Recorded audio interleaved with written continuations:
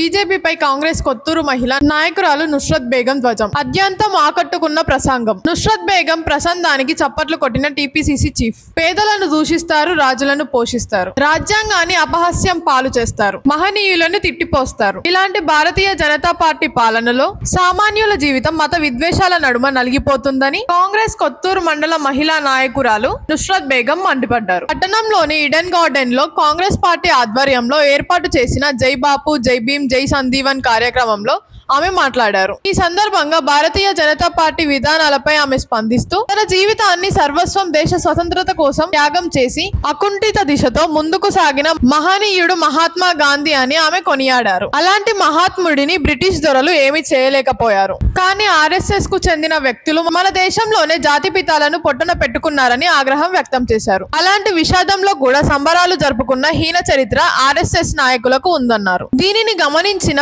Pandit Jawahar Lal Nehru, Sardar Vallabhbhai Patel RSS ను నిషేధించిన సంగతి గుర్తు చేశారు. మహనీయులు ఎందరో కష్టపడి మనకు స్వతంత్రాన్ని తీసుకువస్తే బీజేపీ వచ్చిన తర్వాతే స్వతంత్రం వచ్చిందన్నట్టు బీజేపీ నాయకురాలు కంగనా నవరత్ మాట్లాడడం స్వతంత్ర పోరాటంలో అసువులు బాసిన అమరవీరులను అవమానించడమే అన్నారు. అలాంటి బీజేపీకి బుద్ధి చెప్పేలా మహనీయుల త్యాగాలను ప్రజల్లోకి తీసుకువెళ్లవలసిన అవసరం ఎంతో ఉందన్నారు. భారతావని గత చరిత్రను, వైభవాన్ని సామాజిక మాధ్యమాల ద్వారా వ్యక్తీకరిస్తున్న బీజేపీ ఇప్పుడు కొత్తగా డాక్టర్ బిఆర్ అంబేద్కర్ దళిత బడుగు వర్గాల కోసం రచించిన రాజ్యాంగాన్ని కూడా మార్చే ప్రయత్నంలో ఉందన్నారు. దీన్ని ప్రతి ఒక్కరు గుర్తించి కులమతాలకు అతీతంగా ఖండించాలి అన్నారు. ప్రతి ఒక్కరం కలిసికట్టుగా ముందుకు సాగి బీజేపీ దౌర్జన్యాలను ఎదుర్కోవాల్సిన అవసరం ఉందని, మత సామరస్యాన్ని కాపాడవలసిన బాధ్యత ప్రతి ఒక్కరికి ఉందని ఆమె కరతాళ ధ్వనుల మధ్య వివరించడం ఆకట్టుకుంది. ఆమె ప్రసంగాన్ని విన్న టీపీసీసీ అధ్యక్షుడు మహేష్ కుమార్ గౌడ్, ఎమ్మెల్యే వీర్లపల్లి శంకర్లతో పాటు నాయకులందరూ అభినందించారు.